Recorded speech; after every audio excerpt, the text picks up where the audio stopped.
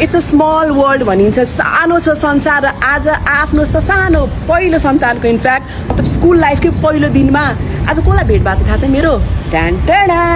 यशपाल राई। के छ हालखबर? एकदम ठिक छु। पुरै थकी देखिनुहुन्छ त। हिजो राति मात्रै गोसाइकुण्डको यात्रा तय गरेर काठमाडौँ आएको, त्यो कारणले फेरि म बिहान नउठ्ने मान्छे, लेजी बोन हो, तर आज उठ्नै पर्यो अनि आएको छु। छोरा ठ्याक्कै भयो 32 महिनाको, उसको नाम हो सायरा। उसको first day of school as a पिता, आफ्नो सन्तानको पहिलो दिन कस्तो लाग्दो रहेछ स्कुलमा? एक्साइटेड छु। भित्र हामी गार्जियन चाहिँ जानु पाउँदैन रहेछ, यहाँ खेल्ने ठाउँमा चाहिँ पाइँदो रहेछ, तर मलाई खबर चाहिँ गरिरहनुहुन्छ किनकि सबैले चिनिसक्नु भएको छ बच्चालाई। छोराले भर्खर एकदम राम्रो लन्च खाए, क्या ज्ञान भन्ने कम्प्लिमेन्ट पाउँदा कस्तो लाग्यो? वाउ, मैले कहीँ न कहीँ 32 महिना भए पनि स्कुलिङ संस्कार सिको के आयो जस्तो लाग्छ, खुसी लाग्छ नि। यस्तो व्यस्त पिता होइन, दौडा दौड गरेर 32 महिनामा साँच्चै भन्नुपर्दा क्वालिटी टाइम कति बिताइयो जस्तो लाग्छ? उसँग त त्यस्तो राम्रो बितेको छैन, तर जति बितेको छ त्यो यादगार छ र नै उसले मलाई सबैभन्दा मन पराउँछ।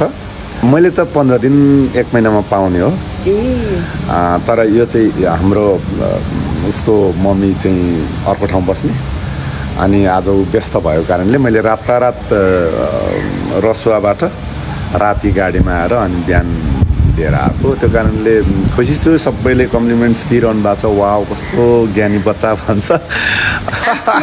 पहिलो दिन चाहिँ सम्झिनु छ स्कुलमा? कुन स्कुलमा, कहाँ पढेको, पहिलो दिन कस्तो थियो राजेशपाल राईको?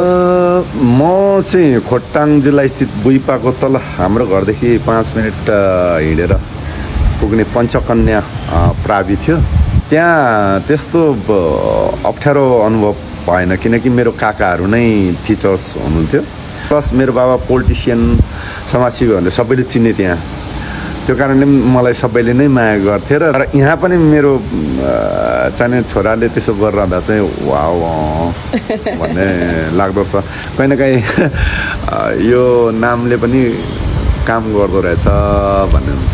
अन्तिम प्रश्न, स्कुलको पहिलो दिन बच्चाको, जाओस् न एक लाइन तपाईँको सायरामलाई सम्झिएर, सबै बच्चालाई सम्झिएर।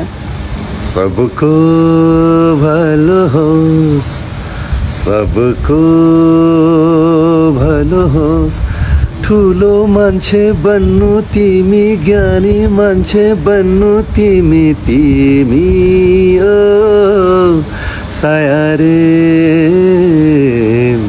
सायारे।